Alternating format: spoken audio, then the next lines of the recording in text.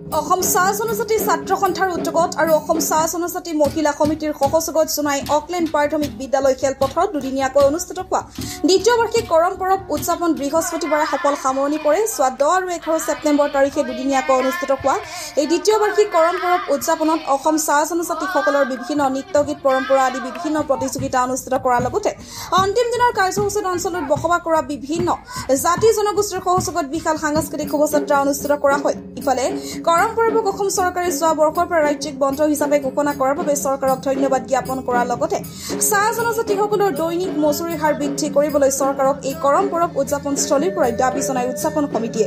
কৰম পূজা আমাৰ কৃষিভিত্তিক উৎসৱ হয়। যিহেতু আমাৰ কৰম আমাৰ 3 প্ৰকাৰৰ হয়।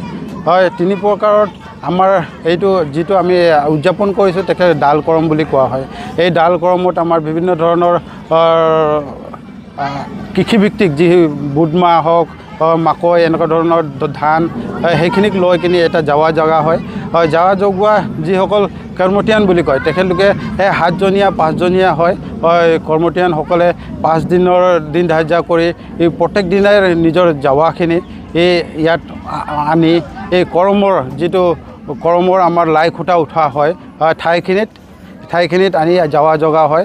আৰু এই যাৱা 5দিনীয়া জগাৰ পাছত শেষৰ দিনা আমি বিভিন্ন ধৰণৰ মানে নাচ গান কৰি ফূৰ্তি কৰি আমাৰ জনগোষ্ঠীটোক একতা কৰাৰ চেষ্টাত আমি গোটেইখিনি আনন্দৰে এক হৈ আমি ফূৰ্তি কৰি আমি এই কৰমখন উদযাপন কৰি এই গোটেই ৰাতি আনন্দৰ মনেৰে নাচ গান কৰাৰ পাছত নেক্সট দিনাখন আমি ডালটোক লৈ গৈ এই কৰ্মতীয়ানসকলৰ লগত লৈ গৈ আমি নদীত উঠুৱাই দিওঁ।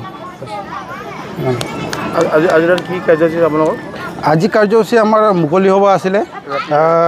আজি এই প্ৰত্যেক বছৰৰ দৰে আমি এই জোনাই কৰম পৰৱ উদযাপন কৰিছিলোঁ অসম চাহ জনজাতি ছাত্ৰ সন্থা আৰু অসম চাহ জনজাতি মহিলা সমিতিৰ আৰু ৰাইজৰ সহযোগত আৰু এই সফল ৰূপায়ণ কৰাৰ বাবে আমি এই যথেষ্টখিনি বুদ্ধিজীৱী ব্যক্তি সন্মানীয় ব্যক্তিক আমি আমন্ত্ৰণ কৰিছিলোঁ। তেখেতলোকে আমাৰ আমন্ত্ৰণ ৰক্ষা কৰি আমাৰ এই কৰম পৰৱ উদযাপন সমিতিখনত আহি যথেষ্টখিনি তেওঁলোকে দিহা পৰামৰ্শ আৰু আমাৰ এই সফল ৰূপায়ণ কৰাত সহায় সহযোগ কৰিছে। তাৰে মাজত আজি আমাৰ আমন্ত্ৰণ ৰক্ষা কৰি অহা ব্যক্তিসকল মুখ্য অতিথি আছিলে আমাৰ বিধায়ক 80 নং জোনাই সমষ্টিৰ বিধায়ক ভুৱন পেগু।